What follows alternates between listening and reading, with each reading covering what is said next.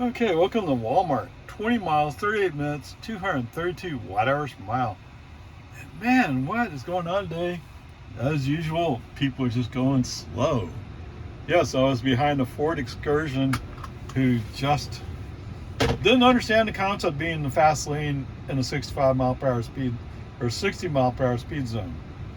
Whatever. Peace and harmony. Um, oh, I don't have FSD running, so I can't tell you about FSD, can I? Ah! All right, I guess it's getting kind of warm, isn't it? 98. It's 98 according to the car. It was 99 earlier. Anyway, 16 miles, 33 minutes, 333 watt hours per mile. Yes, we went over to somebody's house and we worked on getting their ceiling fan hooked back up. Oh my goodness, that was hard. So what they had, instead of the normal, like normally you have a board that it connects to, in their house they have a little hanger thing that then there's a piece of steel that sits on top of it, and you connect the junction box up to it. And getting the screw holes from the steel lined up with the junction box was near impossible. But anyway, once that was done, you're like, okay.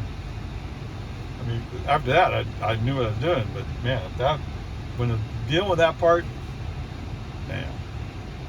Okay, whatever. Peace and harmony. I'm kind of surprised it's 333 watt hours per mile. Yeah, okay, so since last charge and trip are the same thing. So I've used 17 kilowatt hours. So from the perspective of you guys who want a nice comparison, you'll get one, but wow, my average energy is 291. I'm don't quite know what's going on, other than the air conditioner's running practically full blast. But anyway, all right, 21 miles, 40 minutes, 242 watt hours per mile.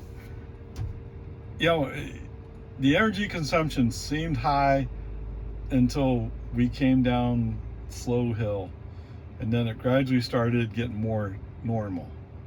Okay, so I don't know, it's just because of the heat of the day, I guess we're just using more energy.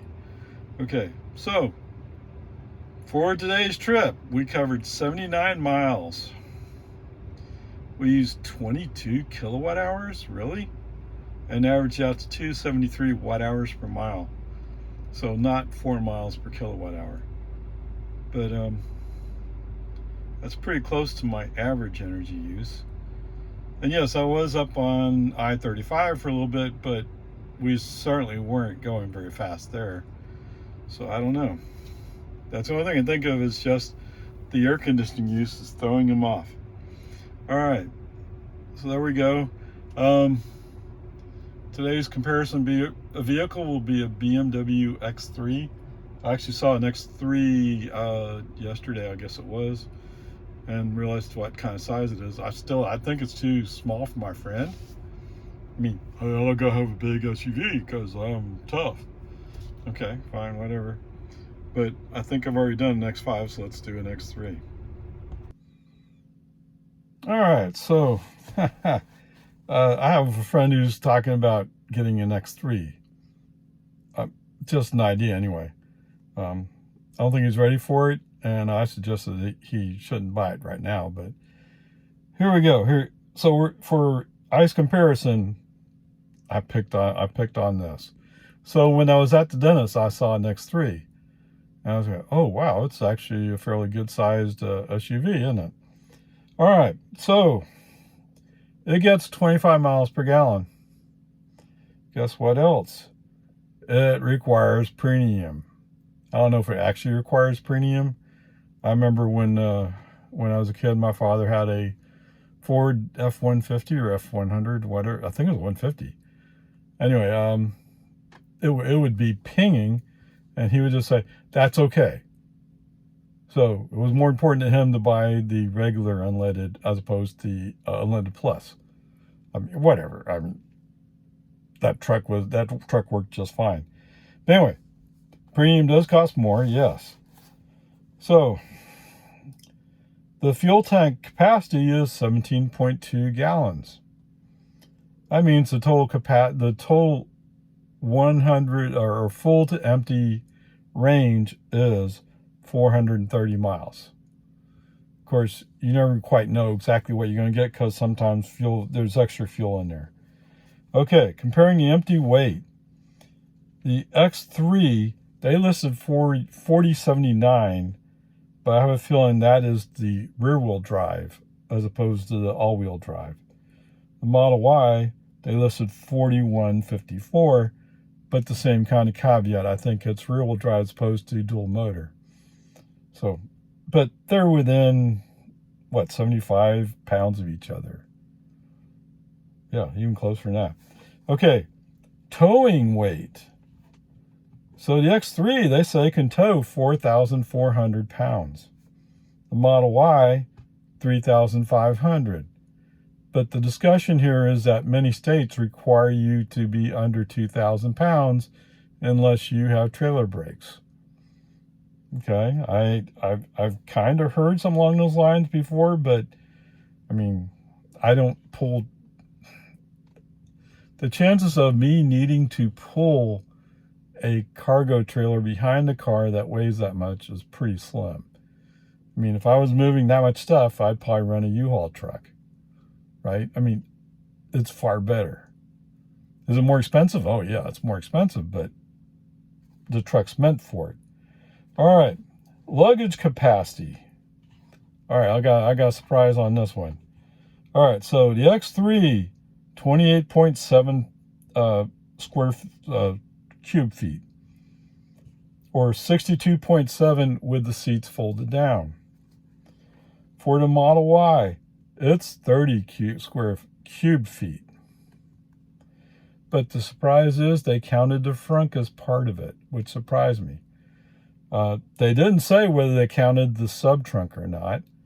I mean, most people don't even know the sub-trunk's there. Of course, if you have Model Y or Model 3, you know it's there. Well, you have to go look for it, I guess. But anyway, so with the seats folded down, that increases to 76 feet, which is what? 14 cube feet more. Wow. All right. So today we went 79 miles. We used 22 kilowatt hours. I didn't write down the average watt hours per mile, but it was a bit high. It settled down coming home, but it's still a bit high. Okay, so the total cost of energy is $2.42.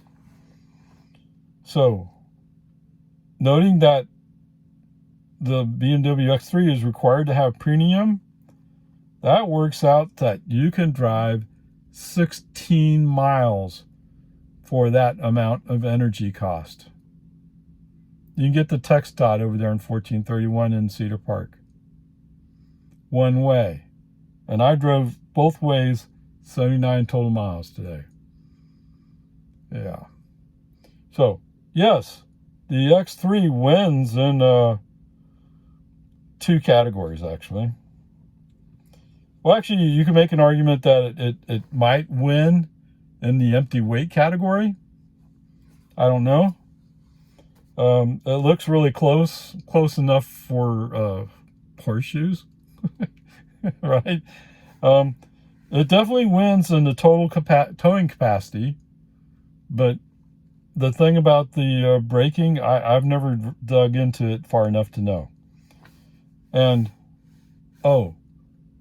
it's more expensive. Although I think you can get the all-wheel drive for around $48, $49, which means they're about the same price, dual motor versus the, what is it, the X30i. Okay, they're close to the same price. Depends upon how prices are going at the time you buy. Okay, there you go. Yes, I don't recommend you buying BMW X3, but I'm biased. I'll admit it. The question is, what do you consider more important?